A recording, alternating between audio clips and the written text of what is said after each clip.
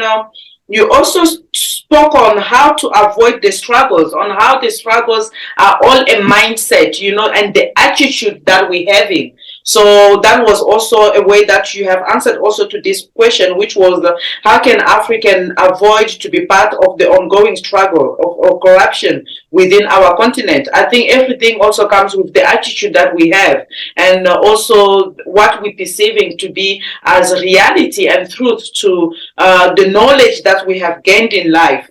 And the only question we'll be actually covering now will be how does the unemployment affect the future of our youth and how it can be addressed. And also the question that focuses on how many African businesses we have, which is, I think, founded by youth, our own African youth. So those are the two questions that we'll be looking to. And so this will be our last part of the interview session. Yes, the stage is yours. Thank you. When we look at the principle of commitment, that we need to become clear with our intent in making a decision and obligating ourselves to the task, or believe everything will fall into place with the direction of the harmony that is worth, So that is, it starts there, that we need to relate with the universal harmony so that our purpose is placed to this direction that we are taking, and then that things begin to happen when we have committed ourselves, and it will draw to our direction and fulfillment of our vision, and we will experience things that will manifest that are aligned to them. So we need to create a culture that do not depend on the past experience of what has culminated into the atrocities that has brought about the two extremes of indigence and indulgence. Hence, our creative mindset needs to be at play and be entrepreneurs into bridging the gap of how do we create a conducive environment for entrepreneurs to thrive, to create a economy that is based on values, that is based on our unique vision and proposition and our unique problems that we are faced today. So it is not about seeking employment, but it is also about creating a workforce, creating a mindset that is able to unlearn, so that we are able to create things through the art and science of decision making, through our know-how and capabilities, through a way of learning from our elders, through interpretation of various laws that are in place or governing us, through our perception, and that has built for a professional input through education system. We need to have a collective summoning of what is it that when we say employability or unemployment, what do we really speak to? We all have a unique skill set that we can come together as building blocks of life, have a complementary approach to constructing a value for our economic viability in how we will paint and create some of the activities that input largely into the growth of our economic activity, looking at our GDP or income per capita. So the mindset of unemployment also needs to be decolonized through ways that will put our ability, our skill set, and unlearn what we have learned to relearn and know that what makes an economic activity viable and attainable is through collective, constructive input that builds an individual, that builds the family, that builds the community, that builds the nation and the continent at large. So with that, we will be able to clearly outline and define certain models that we should incorporate within existing ones, or completely remodel already existing models that are not complementary to making us realize our objectives. So that will speak greatly to youth in what is the generational mission of our youth today. What are the characteristics of this generational mission? Who is the enemy of this generational growth Yeah. and activity? Because of we need to firstly identify who or what is the enemy, because of we will end up fighting ourselves blindly. So we need to understand certain characteristics of how these revolutions were engineered. We need to understand the art and science of decision making that goes into this circumstances that we are faced with. So with the generational mission, we need to have pillars that succinctly distinguishes past events from what we currently stand for how we are building moving forward. Because some of the lessons in history, what history has taught us, particularly as youth and the length and breadth of this continent, is that what we have learned from history that we don't learn from history. That certain characteristics become habitual and become secular. When I mean secular, it means they become reoccurring and they become looped. So that is also a hindrance of our realizing our abilities and capabilities beyond the measure of what is perceived by the West or what is perceived by the East. We need to realize that the West is not Father Christmas or the East is not Father Christmas that is coming to take us out of our miseries, because of they are the ones who put us in these miseries at first. So with that, there is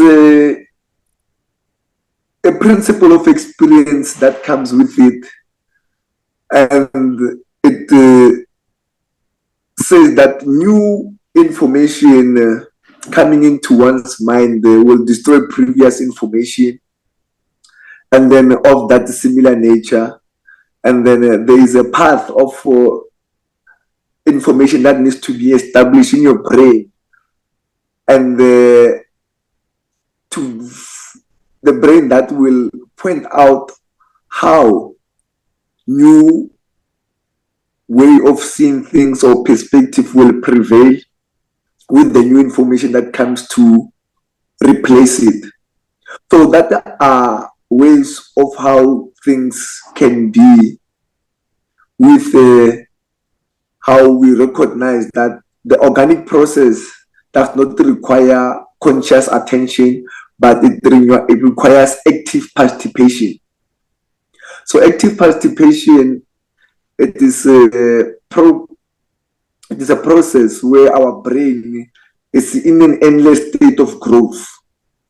So when our brain is in an endless state of growth, it is can experience something that whether you recognize it consciously or subconsciously, it can be altered in your conscious and be programmed for a lifetime. And then you cannot be able to tell the difference between a fantasized experience or a real life experience, or we can call them apparent reality and real reality. So that is some of the principles that we can learn to practice, which the other one of the youth, for them to be able to attain economic liberation, we need to understand the principle of fearful confrontation. That if you fear doing something and get the courage to do it anyway, you will soon have a mental flip-flop. So that mental flip-flop may cause you to be addicted to something, you know. So we need to understand that principle of fearful confrontation and how it works, so that when we apply the principle of group consciousness, that we are able to have a way of how an entire human energy concept is like the concept of the 100th DNA, and then that man takes advancing steps. So when we take advancing steps, is to say that when collectively we have healed from our experience and the atrocities that was brought about with this generational development of our predecessors, when a new group consciousness reaches a critical mass, a new awareness will be accepted by the whole. So that is one aspect of the principle that the youth needs to come together and understand the generational mission. That our generational mission is to build from where we are right now, looking at the scientific advancement, looking at technological advancement, looking at economical advancement, looking at overall human capital advancement. When I say human capital advancement, that our network, the people that we speak to, the people that we share food with, the people that we share our ideas with, we need to constantly be aware in how we engage, because of our way of projecting should be acclimatized to the vision of the generation moving forward for building a sustainable economic future where it can be backed up with sound human decision making, psychologically and spiritually and cultural intelligence being engraved on how we are looking at these programs. So we need to understand that when we say that we want to be employed, what skill set are we bringing? if we can re-engineer that and understand that your skills that you are bringing to a certain organization, it can be a skill that you relearn and understand the financial literacy and the financial management and the business aspect of where you need to apply your skill set, and find someone through group consciousness that will be able to marry those views through the generation mix and also generational mission, and have that consciousness be instilled in how we can leverage entrepreneurial mindset. We understand that most entrepreneurs have a sixth sense, hence they are able to bridge the gap within the economy and look for solutions that are transformational and will speak for the effectiveness and efficiency of us having a personal return as youth. So when we speak of personal return, we are saying that some of the thoughts that we speak to ourselves about, I mean, the way you view yourself, this is the way you view the world, your outlook of life should be coherent with your state of mind, so that personal return is another way of saying personal return on investment or return on investment. How will you be able to reap the fruits of your labor based on the time and the effort you put in the investment that you have identified, that will not be a short-term solution to a long-term problem, but it will be a gradual growth of continuous improvement through disciplined succession. When I say disciplined succession, it means that understanding that you have to pass the knowledge and the wisdom to the generational mission, so that they understand and they value where they come from, so that they are able to have a vision of where they want to be. So I think this will just bring us, I think, to the end of our session. And perhaps I would just like to go to the question, whereas what is your advice to our African youth and the future generation? Yes, with that is that we need to be principled, and then when we are principled, we'll identify the higher vibration, which is a pertinent frequency for us to move from where we are to where we want to be. So from where we are to where we want to be is the principle of new beginnings. That each of us, there is a major life turning point. And then this break of energy have patterns, and it's pattern of complete change that will result in everything that will affect this change as an influx of something to a lesser degree than other. So that means that a traumatic situation such as colonization or apartheid, I mean, we need to understand that if we put that off for life and do not deal with it, it can affect us mentally, physically, or as a lifetime manifestation until we correctly resolve or balance the situation. So this is a way of saying that from the principle of new beginnings, there comes a principle also that is for compensation for the fruits of our labor, and then we are responsible for everything that happens to us as youth, and as a result of our past thoughts, and as a result of our words and deeds and action that has formed to be at the present moment, it is how we move forward. And with this life experience and the personal return.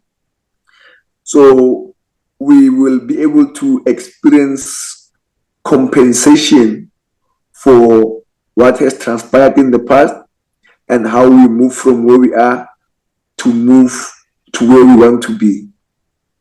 So this is to say that there is an influence of what we associate with, what we relate to, and how we see things. And then that speaks to two things eminent, which is how we relate to each other, because of wise men said relations is life and relations is everything. So how you come in contact with someone, whether imminent or uneminent, it will have a long effect in how the relation at the moment of truth was encountered. So, as for our youth, we need to be aware of certain influences that ourselves we come in contact with that might be intensified through psychological encounter or spiritual or whether intimate encounter, and then that will have a long lasting effect of how we perceive things and how we want to achieve things and how is the mission of what we have identified is going to be attained.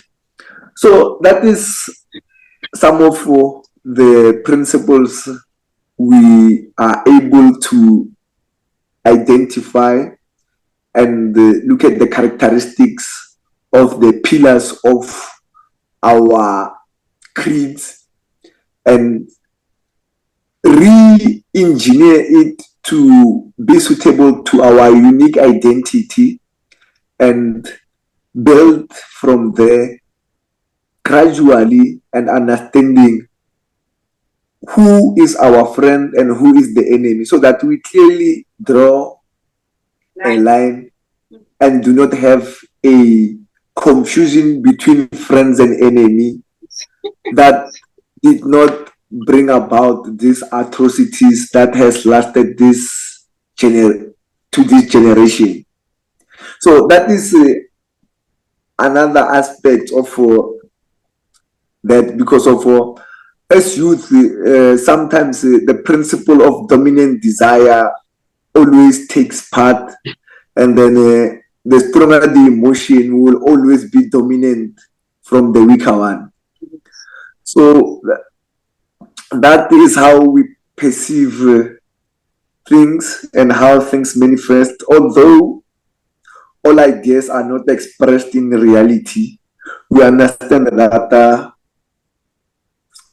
it does not matter which idea you consciously believe in, the dominant one will overpower the weak one based on the behavior, based on the traits, based on the creeds, and based on the pillars that that desire is established on. So that are some of the fundamental approach that we can look into. Youth needs to take part in policy making and be active in community building activities, and then also our parents need to also understand that we need to remodel and rethink and reimagine the future, that what transpired does not need to be projected into our future endeavors, and that we need to understand that we are building a long-term legacy, not a short-lived solution that is full of gimmicks and will not make us realize consciously the fruits of our labor. So this is how we can de-link, this is how we can decolonize, this is how we can decommodify, this is how we can play part in digitalization, this is how we can de-globalize to re-globalize and look at how we build a sustainable future. So for African youth, with what some of our leaders have incorporated as the African Continental Free Trade, we can look into the dollarization or the currencyifying of Western or Eastern currencies and have a solidified approach that will make us unified continent with a much higher GDP that will be able to take on some of the global economic powers and understand that we have all the minerals in abundance. We have all the green. We are on greener pastures. We are on fertile grounds.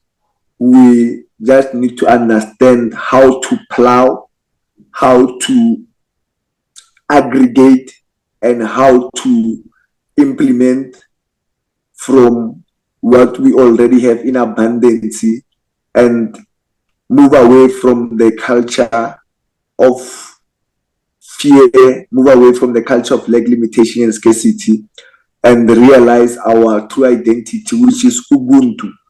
That will be the ultimate ramification of some of the systems that are in place for us to be able to have a symbiotic vision that speaks to the coherence and the gradual transformation of the solutions that are clearly speaks to our needs and wants and how we should move forward. So that is the message for the youth. And thank you, Africa Bijimba. And then hope that some of the things that are not aligned with us growing and realizing our true potential will be the ones that are marginalized. And I trust that we will be able to share the love and happiness through the word and build a strong relation moving forward with others who have a shared vision for a commonality of doubling, quadrupling the energy for success and eminent in what we do. Thank you. Thank you. Thank you so much.